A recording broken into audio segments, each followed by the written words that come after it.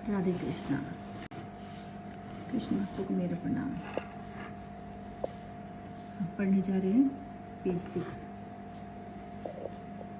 केवल अर्जुन वरन हम में से प्रत्येक व्यक्ति इस भौतिक अस्तित्व के कारण चिंताओं से पूर्ण है। हमारा अस्तित्व ही अनस्तित्व के परिवेश में है। वस्तुत हमें अनिस्तित्व के से भयभीत नहीं होना चाहिए। हमारा अस्तित्व सनातन है, लेकिन हम किसी न किसी कारण से असत में डाल दिए गए हैं। असत का अर्थ उससे है जिसका अस्तित्व नहीं है। कष्ट भोगने वाले अनेक मनुष्यों में केवल कुछ ही ऐसे हैं जो वास्तव में यह जानने के जिज्ञासु हैं कि वे क्या हैं, वे इस विषम स्थिति में क्यों डाल दिए गए हैं। आदि जब तक मनुष्य को अपने कष्टों के विषय में जिज्ञासा नहीं होती, जब तक उसे यह अनुभूति नहीं होती कि वह कष्ट भोगना नहीं अपितु सारे कष्टों का हल ढूंढना चाहता है, तब तक वे उसे सिद्ध मानव नहीं समझना चाहिए। मानवता तभी शुरू होती है जब मन में इस प्रकार की जिज्ञासा उदित होती है। ब्रह्मा सूत्र में इस जिज्ञासा को ब्रह्म जिज्ञासा कहा गया है।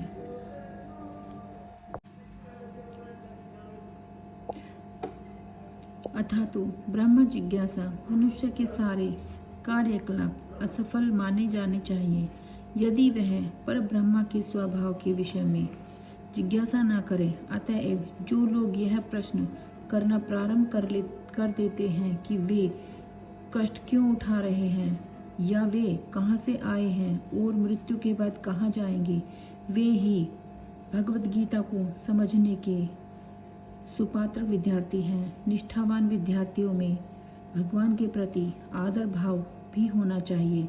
अर्जुन ऐसा ही विद्यार्थी था।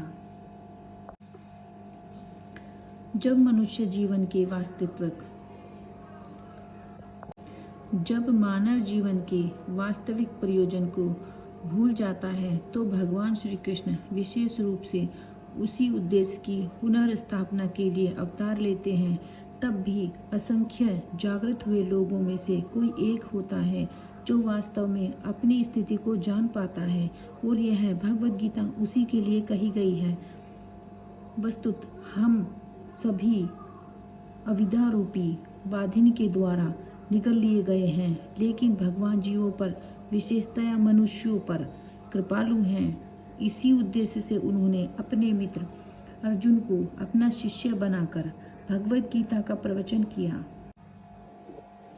भगवान श्री कृष्ण का पार्षद होने के कारण अर्जुन समस्त अज्ञान अविद्या से मुक्त था, लेकिन कुरुक्षेत्र के युद्ध स्थल में उसे अज्ञान में डाल दिया गया ताकि वह भगवान श्री कृष्ण के जीवन की समस्याओं के विषय में प्रश्न कर सके, जिससे भगवान उनकी व्याख्या भावी पीढ़ियों के मनुष्यों के लाभ के लिए कर दें।